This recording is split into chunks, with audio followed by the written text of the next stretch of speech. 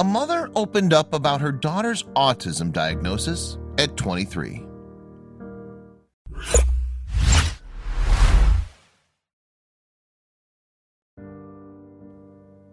One day, Tracey Stewart and her daughter Jessica sat down with a psychologist, answering question after question. Soon after, the doctor had a diagnosis for Jessica: autism. At 23 years old, though, Jessica was first angered by the insinuation, but eventually the surprising news changed her life for the better. An organization known as the Centers for Disease Control approximates that 1 in 59 children in America are affected by autism. Because the disorder is a spectrum, everyone with autism experiences something different. However, one might broadly recognize it by a person having difficulties with communication and through acting repetitively. Treatments and therapies for those with autism vary, while some people needing strong support and others requiring little intervention. Interestingly, more men tend to be diagnosed with autism than women. Some estimates suggest that twice as many men have autism than women, while others suggest that a staggering 16 times more males receive the diagnosis. Experts have yet to pin down the exact causes of autism. It's likely that it comes down to genetics, but it's uncertain which genes contribute to the disorder. Fortunately, doctors can recognize the indicators of autism in children as young as 2 or 3, and early intervention can greatly improve a person's situation down the line. That was not the case for Jessica Stewart, though. Her mother, Tracey, delivered her in November of 1994 after suffering from preeclampsia. This condition causes a spike in the expectant mother's blood pressure, which can damage the liver, kidneys, and other organs. Without treatment, pregnant women with preeclampsia can have serious complications and can even die as a result. "My daughter came into the world in dramatic fashion," Tracey recalls in a piece written for ABC News. "I'd been hospitalized with preeclampsia, and she was delivered via an unplanned cesarean at very short notice. And that high-stakes delivery marked the beginning of a tough infancy for Jessica. Jessica rarely slept for more than an hour at a time. She suffered from colic, which meant she cried for hours every day. Tracey said her screams would sometimes last for 8 hours at a time. On top of that, the new mom realized that her daughter's development didn't match up with the milestones described in a parenting book. She was a challenging baby and infant. She was hyperactive, and it was difficult to grab her attention when she was focused on something else," Tracey went on. But there were some bright moments for the new mom. As she put it herself, Jessica was extraordinarily entertaining and charged into her new life. And because of that, Tracey had no indication that her daughter might have autism. Conversely, her mother said, she was sociable, didn't have an obvious intense interest in anything, could be emphatic and nurturing, and was able to make eye contact with people. This behavior continued as Jessica started school too. But Tracey did recall how her elementary school-age daughter had trouble getting to know the majority of her classmates. Indeed, she chose to stay close to 1 or 2 friends instead. And yet, as Tracey wrote for ABC News, at the same time, Jessica was very sociable and would happily speak to strangers. Jessica could easily conduct these conversations because she'd been, according to Tracey, articulate from a very early age, questioning and intelligent. As a student, though, Jessica constantly had trouble with writing, to the point where Tracey petitioned for her daughter to receive extra help, but she didn't receive the support she needed. At that point, Jessica began to slip through the cracks. She not only fell way behind in her schoolwork, but fell into what I later recognized as depression, Tracey wrote. Jessica's sadness had caused her to withdraw from the world, and Tracey's effervescent, confident child was barely recognizable. Tracey was under the impression that Jessica's shift in mood came down to the fact that she could no longer learn alongside the kids in her class. But little did she know then, her daughter was struggling because she had autism, and it would be years before anyone knew this about Jessica. That was due partly to the fact that Jessica appeared to turn things around by the time of her adolescence. She'd been a member of the Scouts for a decade, attended gatherings, signed up for activities, and even developed friendships. Indeed, friends seemingly came easier to her here than they had in school.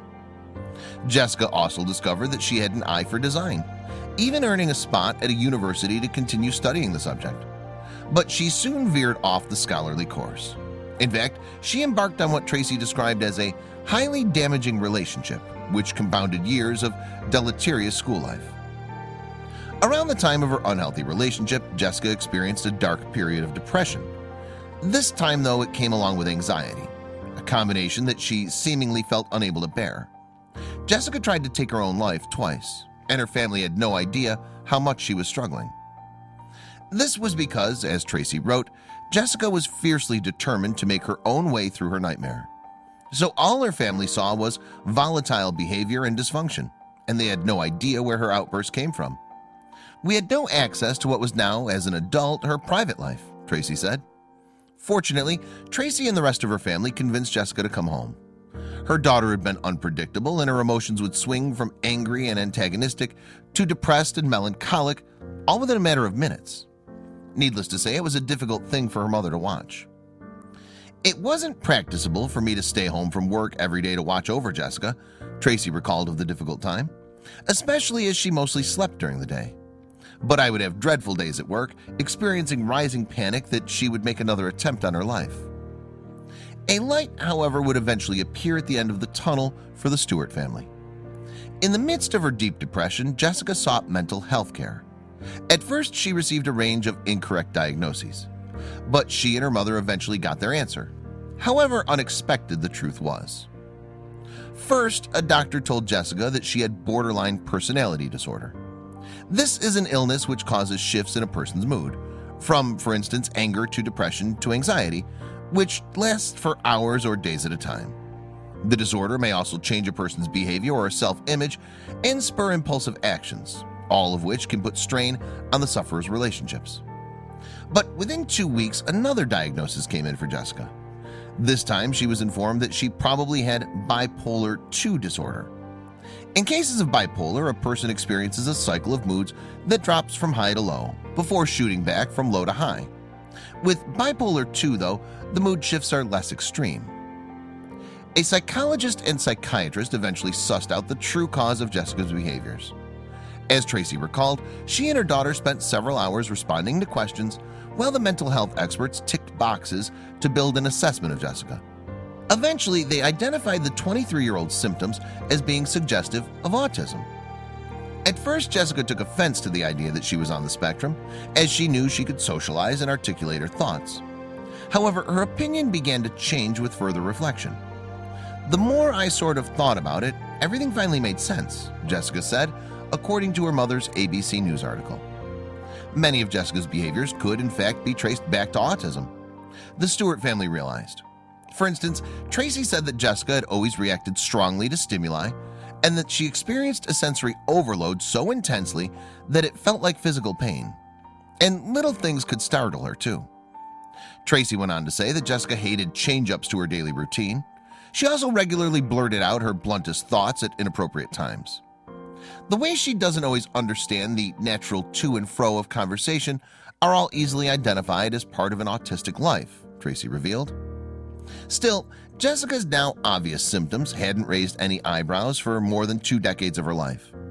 It may seem shocking that at 23 years of age, she found out she was on the spectrum, but it's actually not uncommon for autism to go undetected in young girls. Psychologist Ritu Campbell said it had to do with their ability to learn social masking. Social masking may have girls rehearsing bits of conversation to prepare themselves for social interaction, or they might mimic their peers. They might keep 1 or 2 friends, but generally struggle in groups. And all the while, girls with autism potentially have no idea that the other people tend not to partake in social masking. Dr. Campbell said girls were particularly susceptible to social masking and thus able to hide their autism. This, she suggested, is because society encourages them to be affable and passive early on.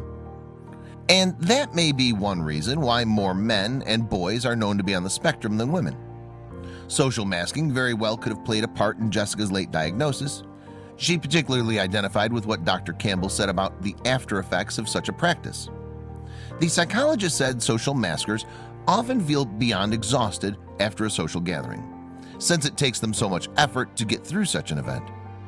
According to Tracey, this strikes a chord with Jessica, who says she's constantly surprised at how exhausting socializing can be for her. Unfortunately, Jessica would have a hard time overcoming such a sensation. After all, finding out that she was autistic was, in a manner of speaking, a confirmation that her life would have its challenges. "I did actually get quite depressed after learning I was autistic," Jessica said. "It was sort of the realization that a lot of things I've been hoping to change were never going to change, and I was always going to have a difficult life to some degree." Her mother also initially struggled with the news because her daughter's life had in the past been so difficult. "I've grieved for the person she may have been if she'd received the support and assistance she needed at the time," Tracey said. "I feel deep sadness for the complex confusion she's battled with and her exhausting efforts to be a chameleon." But the diagnosis did come with a positive twist. For one thing, Dr. Campbell revealed that while girls with autism proved difficult to pinpoint in the past, the healthcare industry continues to improve its diagnostic methods. And this step forward will surely change lives. For one, Jessica said it changed hers. There's a growing body of research that refers to the lost generation of females who weren't diagnosed with autism in their younger years, Dr. Campbell told ABC News. Really because the more typically male presentation was more readily recognized. Although some women with autism have fallen through the cracks of the health system, knowledge is hopefully now on the up. To that end, Dr. Campbell has had firsthand experience in diagnosing people with autism. It's her specialty, and so she's seen how much of a difference that an accurate diagnosis can make. "My clients describe the process of being diagnosed with autism spectrum disorder as life-changing," the psychologist said. "Often a diagnosis helps explain a person's life experiences, and I guess it empowers them to appreciate their own neurological differences," Dr. Campbell said. And in many cases, the same was true for her patients' family members and friends too. After all, these are people who may have previously felt confused by their loved one's behavior. The personal insight helps them in not only developing self-compassion, but it helps their loved ones to understand them and their relationship with them as well, Dr. Campbell went on to say. And the Stewarts could only agree with this assessment after learning the truth of Jessica's condition. "For us, the significance of the autism diagnosis cannot be understated," Tracey said. Beyond understanding Jessica, the Stewart family were now able to get her the right treatment. The young woman received disability insurance, and her family had great hope that she would soon receive specialist help and support. Perhaps most importantly, Jessica was now in a position to finally find her footing. In fact, she actually grew to appreciate that her place was on the spectrum. "I definitely feel like that's who I am," she said.